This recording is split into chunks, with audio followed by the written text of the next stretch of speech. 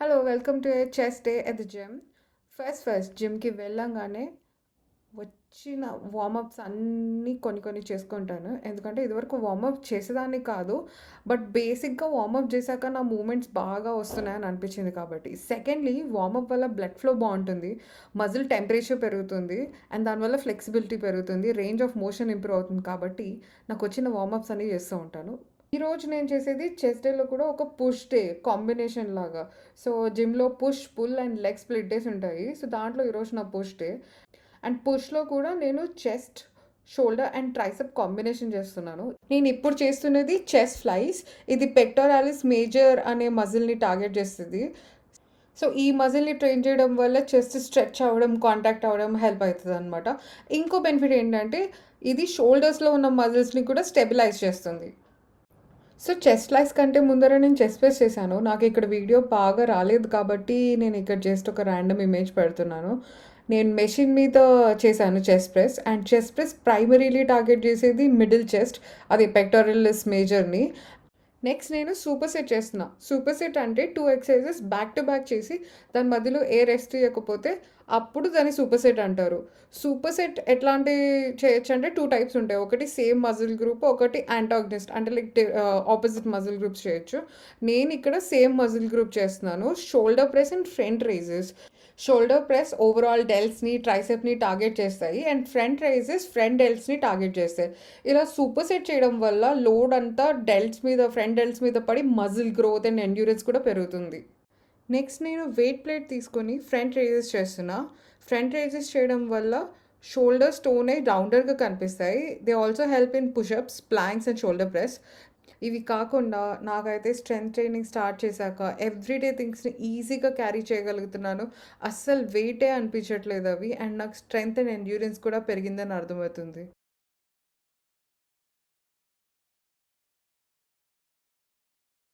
Now I'm moving on to the lateral raises. Lateral raises are the best workout if you want tall shoulders without making them looking bulky. ఒక 1 to 5 kg dumbbell తీసుకుని 12 to 15 reps చేస్తే చాలా tone అవుతాయి. ఇక్కడ నా form నిజంగానే అంత బాలేదు. బట్ నెక్స్ట్ రెప్స్ చేసేటప్పుడు నేను అది కరెక్ట్ చేసుకున్నాను. నెక్స్ట్ వచ్చేసి నేను చేసేది ఫేస్ పుల్స్. ఇది రేర్ డెల్టాయిడ్స్ అంటే బ్యాక్ షోల్డర్స్‌ని అండ్ ట్రెపీజియస్ అంటే అప్పర్ బ్యాక్‌ని టార్గెట్ చేస్తుంది. ఈ ఫేస్ పుల్స్ అనేవి పాస్చర్‌ని ఇంప్రూవ్ చేస్తాయి. షోల్డర్ డెవలప్‌మెంట్‌ని బ్యాలెన్స్ చేసి షోల్డర్స్‌కి ఇంజురీస్ రాకుండా ప్రివెన్షన్‌కి కూడా హెల్ప్ చేస్తాయి. నెక్స్ట్ వచ్చేసి ఒక very effective workout triceps pull down.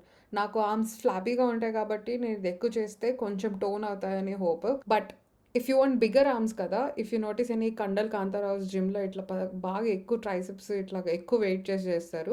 కానీ నాకు మాత్రం టోనింగ్ ఇంపార్టెంట్ కాబట్టి నేను తక్కువ వెయిట్ వేసుకొని ఎక్కువ రెప్స్ చేస్తాను. ట్రైసెప్స్ స్ట్రాంగ్ ఉంటే బెంచ్ ప్రెస్‌కి, ప్లాంక్స్‌కి వీటికి కూడా హెల్ప్ అవుతుందనమాట. ఇప్పుడు నేను చూపించిందంతా వీడియో రికార్డింగ్ కోసం 1 సెట్ చేశాను. జనరల్లీ అయితే ప్రతి వర్కౌట్‌ది 2 సెట్స్ చేస్తాను.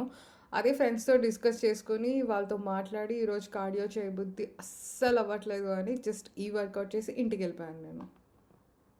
ఓకే. నా వర్కౌట్ అయిపోయింది. నేను ఇంటికెళ్తున్నాను. యెస్. ఎట్లానో మళ్ళీ వస్తాను. మిగతా సెట్లు చేయడానికి.